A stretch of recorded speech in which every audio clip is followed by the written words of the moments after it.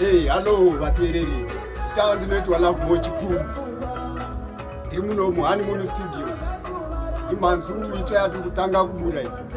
Atiri kutarisira kubuda manje. Tinoti muitambiro.